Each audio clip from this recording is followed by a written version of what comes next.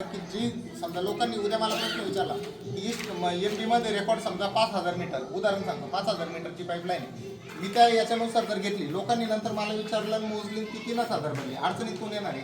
एक उदाहरण सांगतो मी तुम्हाला, अडचणीत शेवटी ग्रामसेवक म्हणून मी येणार आहे, बरोबर. ह्या लोकांचं म्हणणं होतं की मागच्या वेळी आम्ही तुम्हाला सांगितलं होतं, इंजिनियरने कबूल केलं होतं की योजना मोजून घ्या, आणि तर सगळ्यांनी मग तोच विषय नाही. मग यांचं काय म्हणणं आहे, जर इंजिनियर सांगून गेले की तुम्ही लोकांदेखत मोजून घ्या, आपण मोजली का ती योजना?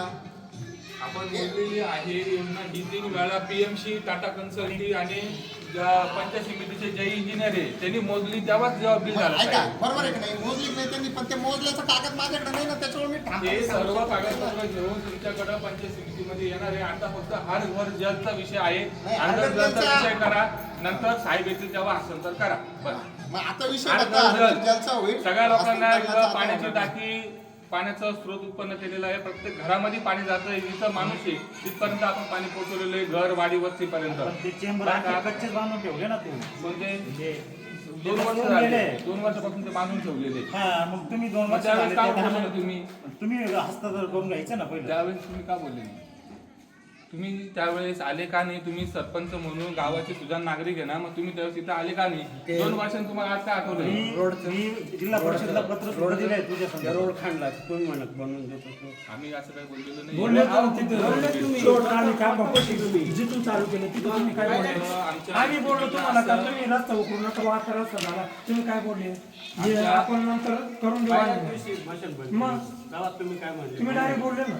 एस्टिमेटला असेल सरकारी नुकसान करून तुम्ही तुमची योजना राबवते. त्यांना पहिलं सांगितलं होतं वडरे आणून एक साईडला करून द्या. पैसे कमवायचा विषय नाही. जे आमच्या एस्टिमेटला असतं त्या एस्टिमेट प्रमाणे काम होत असतं, एस्टिमेट प्रमाणेच काम झालेलं आहे. एस्टिमेट प्रमाणे काम झालं म्हणून आपल्याला बिल दिलेलं आहे. आलं का लक्षात? चांगला रोड वाटायला नाही, आताच्या मिनिटाला हजाराचा विषय ग्रामसेवक आहे. आता एक मुद्दा आहे, आपण आता हस्तांतरणावर अजिबात बोलू नका. हरगर्जाचा विषय. त्याचं काय आणि दुसरी गोष्ट आहे सरपंच, आपण काय नाही बोलतो. नाही हो सदस्य ऐका, आता तुमचा जो हस्तांतरणाचा विषय आहे ना, काय होतं तुम्ही आता इथं बोलताय, परंतु तुम्ही काय करा माहिती आहे, ज्या दिवशी इंजिनियर ते येतील ना, त्या दिवशी या ना. हा विषय असं माझं म्हणणं. त्याच्याशिवाय तुम्ही हस्तांतरण करू नका. इंजिनियर लोकं येतील ना. इंजिनियरच होते ते. इंजिनियर येतील ना. त्यावेळेस तुमची काय प्रश्न असतील तुम्ही समोर मांडा. मला असं म्हणजे कागद घेऊन येते. माझा कशाला एमपी माझा मागायचा विषय आहे. मी एमपी थोडी येणार आपण ठेकेदाराशी मला तुमच्या पाण्यासंदर्भात तुमचा काही प्रश्न असेल, तुम्हाला कुठं पाणी पोहोचत नसतं, तुमची विहीर आटली असेल, टाकी लीक असेल, त्या गोष्टी मला सांगा ना तुम्ही बाकीच्या गोष्टी नका माहिती. जर हस्तांतर करायच्या अगोदर ते चेंबर व्यवस्थित करावं लागेल. आता हस्तांतर करा फक्त. हस्तांतर तुम्ही याला बोला ना. आता तुम्ही त्यांना हस्तांतरणाविषयी बोलण्यापेक्षा आपण काय करू, पाणी भेटते सगळ्यांना, हर घर जलचा ठराव करायला काही अडचण नाही. हर घर जलचा करून घ्या, आणि जे हस्तांतरणाची वेळ राहील ना, तुम्ही तुमचे विषय आता इथून पुढे तोंडी नका देतो, तुम्ही कागदावर द्या. म्हणजे समजा इंजिनियर त्यांच्याकडे त्या दिवशी तुम्ही नसले तरी आम्ही तुमचा कागद टाकून